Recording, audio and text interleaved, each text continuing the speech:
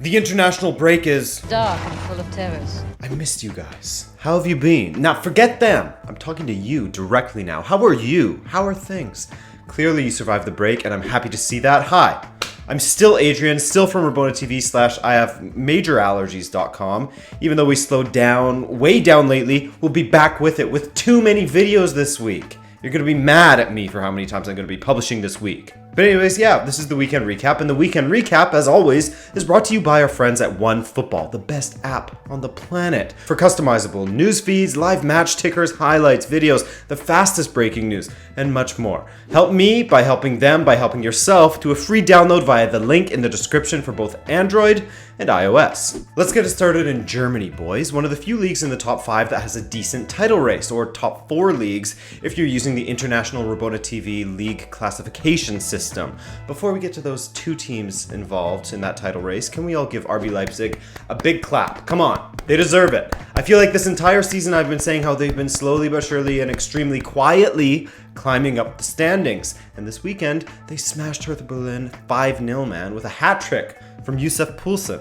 15 goals for him in the league this season. Schalke finally got their first win in the Bundesliga since January 20th of this year, over 2 months now, in a match that they absolutely had to win, considering they were playing against the almost guaranteed to be relegated Hannover 96. And it was a terrifying match for them, to be honest, as they didn't show up in the second half, affording Hannover 12 shots, 5 corners, and 70% of the possession. How Schalke has fallen this season. And how their biggest rivals have thrived in comparison to last season. To be honest with you, I didn't think that Dortmund offered much throughout most of their match against Wolfsburg. They were a little bit off the boil, and in fact, there were stretches where it looked as though Wolfsburg might just steal something from this game, but in the end, the man who loves a late goal, Paco Alcacer, bulleted a free kick past Castells. Castells sort of made a mess of that free kick, by the way. He shouldn't be conceding like that. But thanks to the top assist provider in Europe's top 5 leagues, Jadon Sancho, Dortmund added a second in injury time, once again through Alcacer. In completing his brace, he became the first player in Bundesliga history to notch 5 times after the 90th minute, according to Opta. By the way, Sancho's assist, heat. Taking the ball from his own end, beating his man, squaring it, dummied by Brun Larsen, and finished by Paco. So, would Bayern Munich have a reply for them to stay on level points prior to their match this weekend? This coming weekend, I should say. Well, they looked pretty flat, to be honest. Plenty of possession, plenty of attempts on goal, but no killer instinct, especially when you look at Lewandowski, who blew 2 chances in the final few minutes of the match. In fact, throughout the match, Bayern blew chance after chance.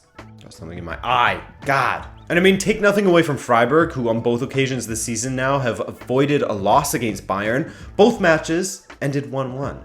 And perhaps it's less of a Freiburg versus Bayern thing and more of a Niko Kovac versus Freiburg thing, as he has never beaten Freiburg in his 6 attempts as a manager. So with that in mind, heading into the massive Der Klassiker next weekend, Dortmund have a 2-point lead on Bayern, while Leipzig furthers their grip on third after Mönchengladbach's form continues to flounder. They started so strongly, man, but now I think they just have 1 win in their last 7 matches. I thought it would be nice to spend a little more time in Germany. I feel like it gets neglected at times. All right, bonus league. Yeah, bonus league this early in the game? What happened to you, Adrian? You go away for international break, now you're throwing out bonus league as the second league? You're crazy. And this week's bonus league is, of course, the Dutch Eredivisie, as there was a big boy match with title implications this Sunday, but we'll get to that one in a sec. Because first, we have good old Willem II playing out a classic against Fortuna Sittard. After going 2-1 down, Willem's Alexander Isaac, who is of course on loan from Borussia Dortmund, finished off his hat trick to give Willem the 3-2 win. The funny part about it, all 3 of his goals were scored from the penalty spot. Fortuna will be coming away from that match with a few regrets, I think. Oh, and Andrija Balic got sent off in the 41st minute for Fortuna, so it was against them all match, really. By the way, Willem's been turning their form around a bit lately. After losing 4 from 5, they've won their last 3 in a row, so big up Willem. And I ain't talking to foe. Den Haag and Vitesse played out a crazy 6-goal thriller that, by the time the 43rd minute had hit, there had already been 5 goals scored, 3 of which were scored by Vitesse's Thomas Wieting, the 18-year-old who's made just 10 appearances in the Eredivisie this season, and this was his first start. First start and a hat-trick in 43 minutes. Well, 22 if you're counting from when he scored his first goal. 21st minute, 43rd, he got his third. But in the 76th minute, Den Haag made it 3-3 thanks to Lex Immers, who completed his brace. Wow, dude, only 2 goals, couldn't score 3. But those 2 goals actually doubled his tally for the season, so I'm sure he's quite happy with that. And finally, of course, we had the massive matchup that was Ajax hosting PSV. PSV came into this one with a 5-point lead over second place Ajax and were undefeated in their last 12 Eredivisie matches. Ajax, on the other hand, lost their last match before the international break away to AZ Alkmaar, who are no slouches themselves actually, in 3rd place. At the half, Ajax was 1-0 up thanks to a comical own goal, but on the other side of halftime, Nusair Mazraoui got himself sent off for the hosts for a very high boot, and from the ensuing free kick, Angelino whipped in a ball that Luc de Jong headed past Onana. Onana, what the hell were you doing on that one, by the way? You were in no man's land, just flapping at it with a punch. Can you flap a punch? Does that even make sense? 69th minute, and a tight, contentious call led to the awarding of a penalty for 10-man Ajax, which Tadic put home, and then David Neres finished the job in the 93rd minute to make it 3-1. Tadic, playing as a striker for Ajax and killing it. That was his 20th, while Neres scored his 6th to go with his 8 assists so far this season. So, as far as title implications, the gap has now been cut down just to 2 points between Ajax and PSV, while the teams behind them are simply fighting for 3rd, fighting for that direct qualification into the Europa League. España now. So we had the Barcelona Derby Saturday, and guess who covered the historical background of this derby? That's right, I did, for another edition of Roost of the Rivalry, because my man asked for it oh so nicely on a previous video, and it was the international break, so why not spread the love? Check it out if you want to learn things like why Barca wear the colors that they do, who scored the first ever goal in La Liga, was it a Barcelona player or an Espanyol player, etc, etc. Appreciate you. Speaking of goals, what's a Barcelona match without a Lionel Messi goal these days? Like I said on Twitter a while ago, the man is a cheat code, and now he's even scoring Panenka-esque free kicks, which doesn't even make sense to me. Pretty disastrous attempt at defending from Victor Sanchez, who seemed like he was caught in 2 minds between clearing it and letting the keeper have it, but he couldn't deny the inevitable. It would have come one way or another, and Messi lessened the pain for Sanchez later when Malcolm rolled the ball back to drive low past Diego Lopez. 2 goals for Messi. The lead-up play was beautiful, by the way. Great heads-up play from Ter Stegen to launch the ball forward to Rakitic, who played a 1-2 with Messi, and then released Malcolm down the left. Would be nice to see Malcolm come out at the end of the season with a little more playing time. I kind of feel bad for that guy. And Coutinho, on the other hand, who started on the left, another bang average performance from him, and I'm sure some Barca fans would say that calling it average is being kind to him in a sense. That guy, man, just not killing it. But anyway, Messi has scored 12 goals and assisted 4 times in his last 10 matches, so his form is clearly dropping. Hey boys, absolute scrub. Involved in 16 goals in 10 matches? That's the best you can do, dog? On Sunday, Real Madrid had a few scares at home against dead last Huesca. Madrid fans must have had a strange feeling in their stomach when they saw that Luca Zidane was starting in goal. Why? Well, Courtois was out with tendinitis, and apparently Keylor Navas only arrived in Madrid 2 days before kickoff, which to me is weird because he last played on the 23rd, so he shouldn't be too tired, but hey, I think we all know what happened here. Zidane left the club last summer because Florentino said, your boys have got to go. Zidane said, hell no, I'm out. Shit hit the fan, and Real had failed after having Lopetegui and Solari. They got desperate, asked for Zidane back, and he put it in his contract that he gets to kickstart his son's career. That was his son's 2nd La Liga appearance. He was nowhere near the first team before Zidane came back. Anyway, I guess it must have seemed like a low-risk scenario since, Huesca's in 20th, who cares, right? Well, they made it difficult, and if it wasn't for a Benzema class goal in the dying moments of the match, then Madrid would have been stuck with a 2-2 draw at home. Again, Reguilon doesn't get the start, which is extremely harsh on him because, again, Marcelo looked not so good, though he did put up an assist, I guess. But he and Nacho, man, definitely there to be exploited. That's a good way to exploit Real Madrid's backline. Isco was once again in the lineup, and I thought he played well, grabbing a goal in his 2nd match running. Ceballos got a goal. Madrid get the win despite not playing super well, but they deserved the win, I'd say. I mean, after the match, I sort of looked back on the highlights of it, and they certainly had the better opportunities. But of course, Huesca have the right to feel hard done by. I mean, they did so well getting 2 goals away at the Santiago Bernabeu, and then they end up losing 3-2. But there's nothing they could do about it. It was just a class goal by Benzema. Also in La Liga, surprise. Valencia is suddenly in 6th place and has hopped over Sevilla thanks to their dramatic No! Valencia won. They didn't get their 17th draw this weekend, although I'm sure they were gagging for it. They got their 9th win instead. What an insane record. 9 wins, 16 draws, and only 4 losses. What? Atletico beat down Alaves with a 4-0 win.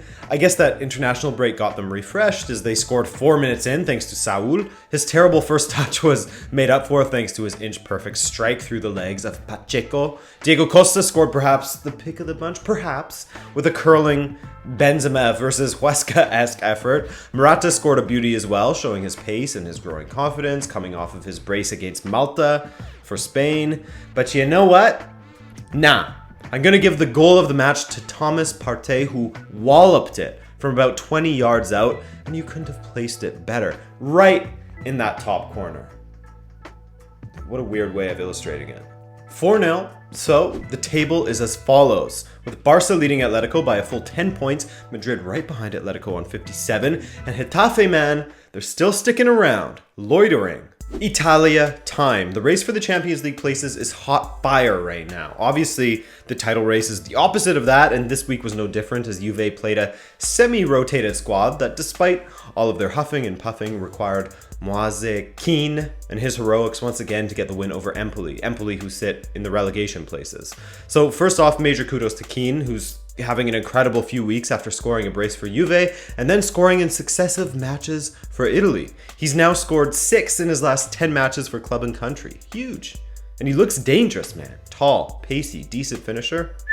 But it's a little bit concerning for Juve. Besides the massive result against Atletico to advance in the Champions League, they still haven't played extremely well for a long time, or at least that they haven't been playing as well as they should with the players at their disposal. I mean, I say this, and they have all but wrapped up the Scudetto.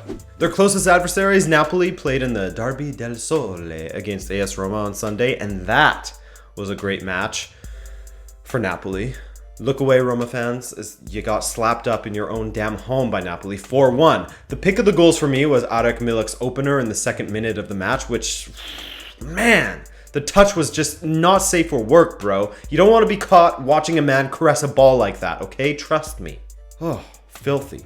Roma didn't offer much, to be honest. They got bodied out there, dominated in their own stadium. They only got a goal due to a penalty, but other than that, one-way traffic. Olsen is a terrible keeper. Roma don't know how to defend. Claudio Ranieri is a sweet man, but he seems like he's finished as a manager, and it pains me to say that. Trust me, it does. AC Milan, their manager, isn't finished, but their performances in their last couple of matches have been brutal. Just completely flat. This time, they went away to Sampdoria, which of course is no easy feat to go away and get a result at, and hey, maybe, just maybe Milan fans could have accepted a well-fought loss against the Sampdoria side that's tough to navigate, but not like this.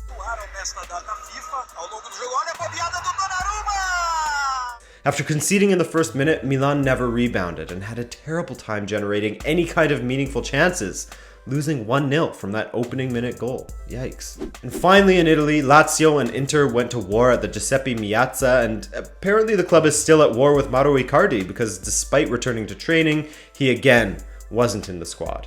Inter started extremely brightly, but couldn't take their chances, and in the 13th minute, a Lazio counter ended with Sergej Milinkovic-Savic powering a header past Handanovic. Milinkovic-Savic has had a bit of a quiet season following the mass amounts of hype he produced last season. 25 Serie A appearances, 4 goals, 3 assists. I mean, goals and assists aren't the entirety of his game, of course, but he's been off the radar a bit this season. That goal from Sergej was actually the winner in this one, as Inter's chances tailed off in the second and the match petered out. So, as I said, Juve had a massive lead still, and the race for the Champions League places are where all the fun is. The Milan clubs, Atalanta, Lazio, Roma, even Torino and Sampdoria are in with a shot with 9 matches remaining. 10 for Lazio, actually. They have a game in hand. Okay, let's finish up in the Prem quickly. We won't linger too long as Manchester City went away to Fulham and got a 2-0 win. Business as usual there, with Sergio Aguero scoring his 228th goal for City in just 328 matches. That's not too shabby, and you know what makes it all the more impressive?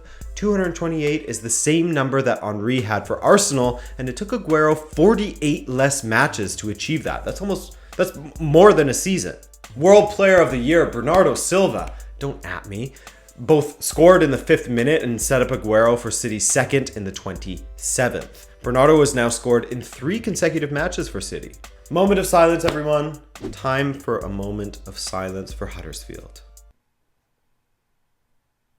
Their time has come to a close in the Premier League, and it was a long time coming, to be honest with you. Their 2-0 loss away to Crystal Palace condemned them to championship football for next season, while simultaneously tying them for the earliest ever relegation in the Premier League's history, tying Derby County. Remember them? Truly awful, and Fulham aren't far behind them either, because speaking of relegation, you know what grinds my gears? Seeing calls going against the little guys lately, man. It seems like it happens too often. First, we had City going through against Swansea in a way that I'm sure even City fans will say didn't feel too great, a little greasy. And then we had another Welsh club getting screwed over against a big club when they were on their way to a vital, maybe even 3 points, 1 at least. Cardiff were up against Chelsea, and after Chelsea didn't do anything for most of the match, they scored a goal via Dave that was miles, blatantly offside. Then the table was set for the ultimate gut punch when Loftus-Cheek headed in the winner. Undeserved win for Chelsea, but perhaps even more so that Cardiff didn't deserve to lose this one, and they're now 5 points adrift of safety. That 3 points would have been so crucial for them, and now Liverpool and Tottenham played out an electric affair that saw Liverpool get the win thanks to another howler from Hugo Lloris. Prior to that, Firmino put Liverpool ahead and they looked in control for large stretches of the match, but a beautiful passing move saw Lucas score, and he had deserved one based on how he played in this one. Quite a strong performance from him as he looked a threat whenever he was on the ball. But then, in the 90th minute, Mo Salah's innocuous header should have been an easy catch for Lloris, but the guy has plenty of errors to go around. He has one for every massive save he makes, it seems.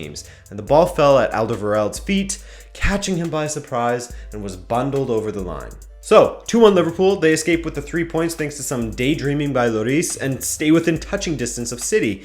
Well, they're top, but City have a match in hand. And finally, United took on Watford with Solskjaer officially their full-time manager. Again, United didn't play well, especially in the second half where they looked absolutely terrible, but at least this time they got the win, right? Rashford with the brace was a positive, but United's midfield is a mess. Of all the positions they need to sort out, that one's looking like a priority to me. Besides, of course, needing a commanding center back. In my opinion, I won't go too deep into this, it was too early to appoint Solskjaer. They gain nothing in appointing him now, really, and if the performances continue to be as middling as they were today, and as they have been in the past few matches, by today I mean this weekend, God, then they might be regarding that decision come next season if things don't improve. They should improve, but I don't know, I'm getting bad vibes for Ole. I think that it might end in tears for him. Alright guys, that's all. Long one today. I just missed you so much. If you enjoyed this one, then a like is appreciated. Otherwise, there's the dislike button right there, right next to it. My name is Adrian. I have a lot of videos coming at you this week. Are you ready for that? Good. Bye.